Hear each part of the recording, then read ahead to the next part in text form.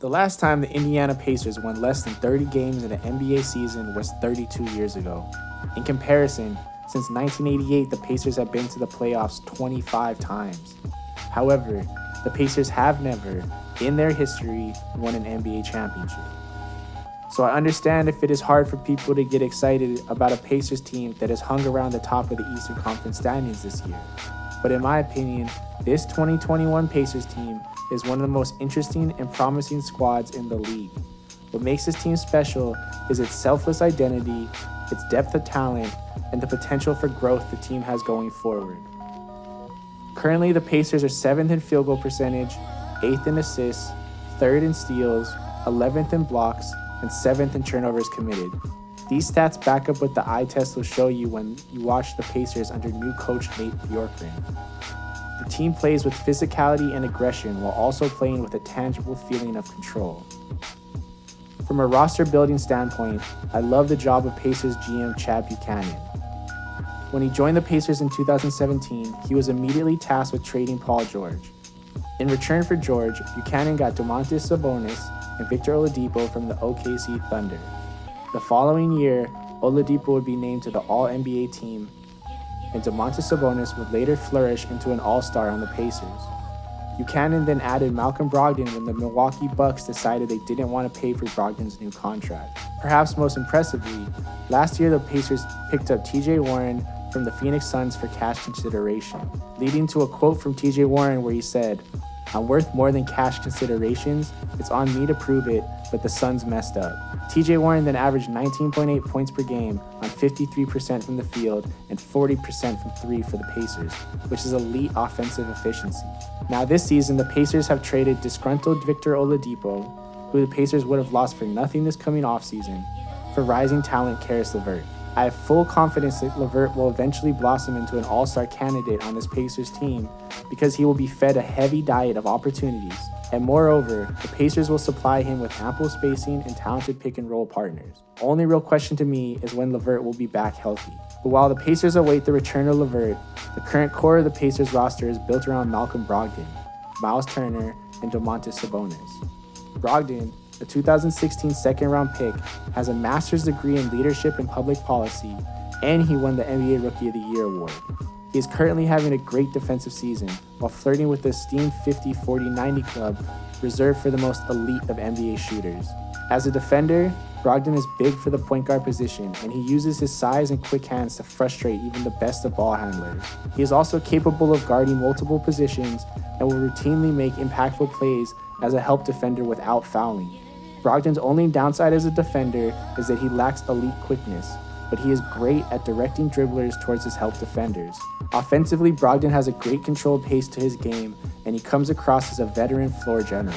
He always gets the ball up the court quickly, and he has the explosiveness to take advantage of driving lanes that may open to him. Brogdon uses this ball pressure to get the Pacers into their offensive sets quickly, but he also has the floor awareness to get the ball to anyone on his team that finds an advantage. At the same time, Brogdon is elite at protecting the ball, and he has one of the best ratios of assists to turnovers in the league. Brogdon is also an elite shooter, and he won't hesitate to shoot if the defense has a momentary lapse in coverage. He doesn't have the quickest release, and he doesn't force shots, but he is deadly if given a little space and is confident shooting contested jumpers. The result is defenders are forced to fight over screens, and big men have to be careful about dropping in coverage against Brogdon. Overall, Brogdon still has the potential to be an all-star in this league, and in some ways, he reminds me of a taller Kyle Lowry. They both have high IQs, they both are quality defenders, and they both are physically tough. Perhaps most uniquely, they both seem to enjoy sharing the offense with their teammates. It's this selflessness and the team-oriented approach that will help Brogdon be the centerpiece for the Pacers to build around. And in just his second year in Indiana, you can see Brogdon has already begun building his teammates up as competitors. For Myles Turner, the season has become a wake-up call to the league as a whole. Turner is coming off an offseason of trade rumors that left his reputation damaged, as news sources claim Turner was an unwanted and overpaid asset. Turner has responded to these rumors with a vengeance, and he's averaging over 1.5 steals and 4.2 blocks a game, almost a full block and a half over the second leading shot blocker Rudy Gobert. While Turner is making a name for himself as a shot blocker, what has truly turned him into the linchpin for this Pacers defense has been his improved movement. Turner seems much more confident moving in space and hedging screens without fouling. Also, I've been impressed by his active hands as he manages to challenge passing lanes and contest dribblers. Overall, Turner has shown that he's a valuable defensive center that is certainly worth his contract value at $18 million a year. And his recent absence due to injury exposed how reliant the Pacers are on Turner's paint presence. Offensively, Turner is still showing glimpses of a player that can be more than just a spot-up three-point shooter. He's shooting 33% from the three, and he always appears to be a confident shooter with a high release point. He has a quick enough release that he can get his shot off without the need for much spacing. He's also a competent screener, and he has decent handles for a big man. I like that the Pacers often run their half-court sets through their big men because it keeps Turner active in the possessions and gives him opportunities to be courageous. This also helps the Pacers to utilize their stockpile of shooters, and Sabonis and Turner are both confident passers that can make the right decision. Overall, Turner has surprised the league with his performance this year, and I'm hoping he can build off this momentum to take the next step in his career. Turner's main criticism has been that he didn't utilize his size well, but he seems to have grown past that this year, and it has to be a good sign that he is attacking opposing big men. Interestingly, Turner's offensive stats haven't changed much during his time in the league, but he is starting to shoot more threes in volume, and that could be a great way for him to break opposing defenses in the playoffs. Now for Sabonis, who has consistently been finding offensive grooves that resemble a perennial all-star selection. Sabonis has been bullying teams inside while averaging career highs with 20.9 points, 12.9 rebounds, and 5.8 assists a game. In the post, he has an array of spin moves and hop steps, and he has a soft touch at the rim that allows him to make difficult shots. Sabonis has the strength to create separation from traditional bigs like Jusuf Nurkic, and he has the speed to quickly seal smaller defenders down low. I especially like how comfortable Sabonis is driving towards the rim, using his momentum to enter his post play off the dribble, because this makes him harder to double and it helps him bump away bigger defenders. As far as his shot, Sabonis is still developing as a volume shooter, but I like his form and a high release point. Currently, he is shooting 35% from behind the arc on 2.5 attempts per game, but it is interesting that his best three-point shooting season was his rookie year. Now personally, I like that he wants to attack the rim instead of settling for jumpers, but if he can develop into an efficient volume three-point shooter, he could then start to flirt with being unguardable. An underrated aspect to Sabonis' game is his passing. He's not Jokic, but he may have an argument for being one of the best passing big men in the league. He sees the floor well, and he is quick to get the ball out of double teams. Sabonis also can push the ball up the court after rebounds, and he has the passing ability to find open players in transition. Sabonis can also use his passing to run a two-man game with players like Brogdon and Doug McDermott. I like it when the Pacers use the two-man game with Sabonis because it lets him get into his full bag, and because it gives some freedom to an offense that sometimes feels too mechanical. Now defensively, Sabonis is still developing, and he does seem to get flustered by early foul trouble. For this reason, I think Sabonis is lucky to have Turner on the team. Turner's ability to play the center allows Sabonis to have more success playing the center against bench lineups. And just in general, Turner can help cover up weaknesses in the Pacers' defense. At the same time, Sabonis does provide some rim protection, and he can move his feet to hedge against dribblers. Overall, I would say he is an active defender who is trying to make a difference, and Sabonis has the potential to be a better defender than his numbers may indicate. Now that we've covered the Pacers' lead trio, I want to talk about what really stands out to me about this team, and that is the depth of the rotation.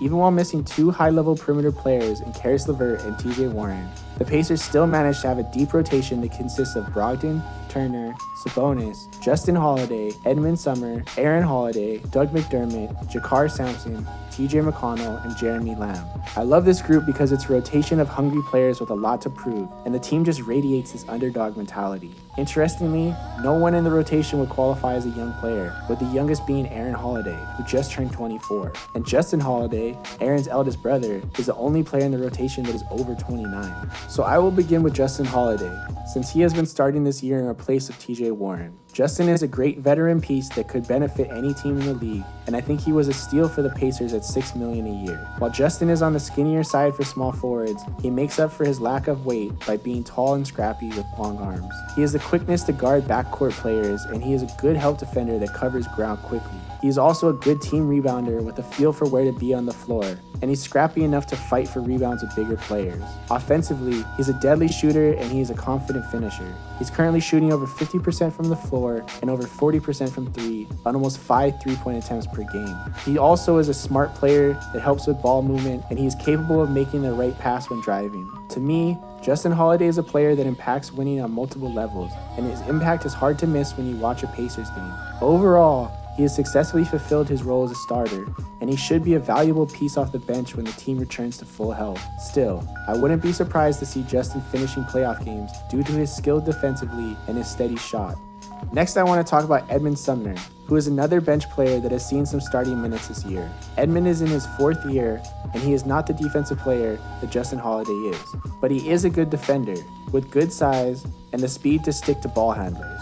Sumner recently lost his playing time to Jeremy Lamb, but I like him as a defensive specialist to throw at talented guards. He currently is averaging 2.4 steals and 5.4 rebounds per 36 minutes, and he's turned in some great defensive possessions against elite ball handlers like Steph Curry and Dame Lillard. Offensively, Sumner is a rough prospect that is still developing.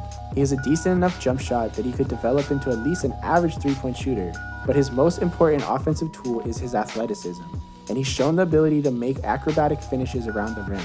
Overall, Sumner has shined at moments this season, and at the cost of only $2 million a year, Sumner is another example of the Pacers finding a positive value contract that can help their team.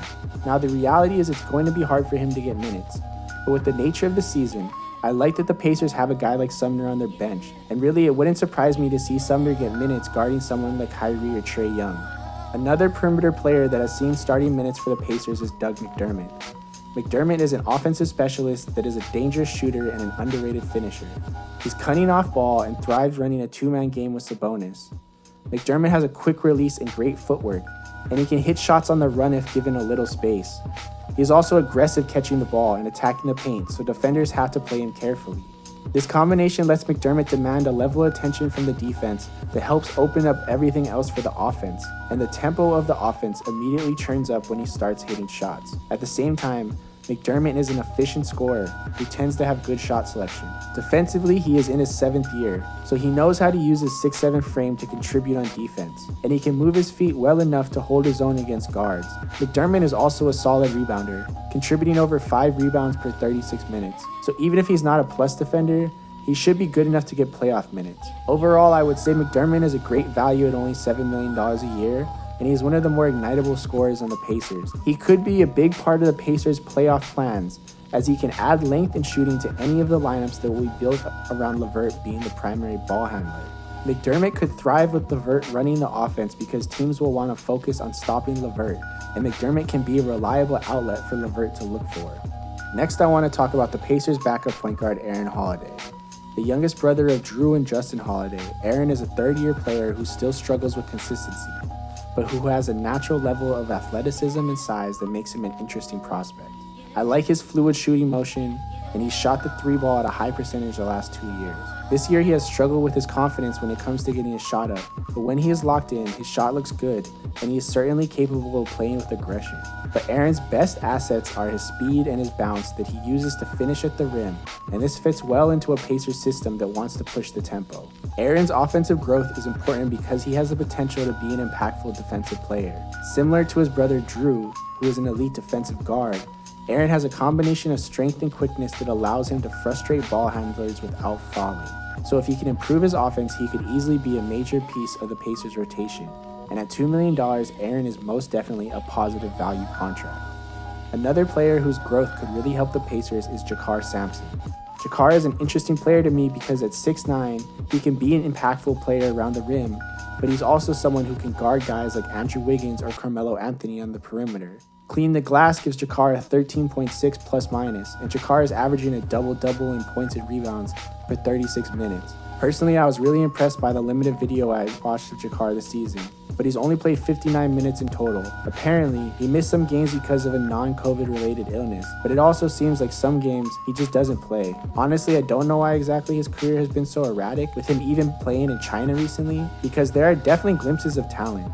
But if Jakar can be a reliable rotation player, then the Pacers don't have to play Goga down the stretch. So I think it is on Jakar to elevate himself into being a regular rotation player.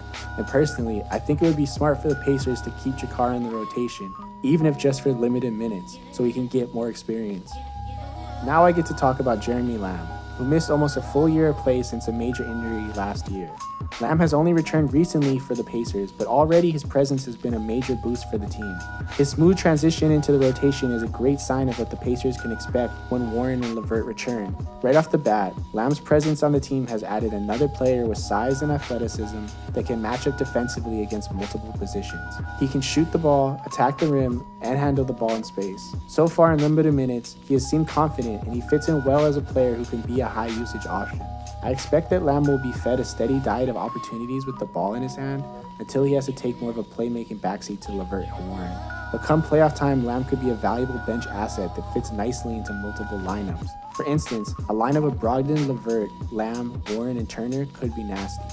Finally, the last player I want to mention is TJ McConnell. McConnell plays with intent and he makes winning basketball plays. Honestly, the Pacers are lucky to have McConnell up their sleeves, as he's a player that can change the momentum of the game with his energy. So far this season, he is averaging 7.7 points, 9.7 assists, 5.5 rebounds, and 3.3 steals per 36 minutes. But McConnell's game is less about stats and more about an attitude and a scrappiness that the team benefits from. He sticks on ball handlers, he challenges the dribble, and he's that type of bench player that can change the landscape of the game within a few possessions of him being on the floor. So far this season, he is a plus-minus of 6.6 over 287 minutes, while being 7th in steals per game. So it's safe to say the Pacers are fortunate to have a bench player like him at only $3 million per year. To wrap this all up, I want to add that Coach Nate Bjorkgren deserves a lot of credit for why this team has progressed so much. I've heard him get praise from the media because he has got the Pacers shooting more threes, and he's got them trying out different defenses like a box-and-one zone. But what people are undervaluing is the cohesion that this team appears to play with under him. And it is this cohesion that is helping so many guys on this roster perform well this year. It's also this cohesion that is going to help this team as it battles through its inevitable ups and downs. Overall, the Pacers have already shown glimpses of a team that could compete with any Eastern Conference opponent in the playoffs. So it should be a fascinating journey watching them try to realize their potential individually and as a whole unit. Peace.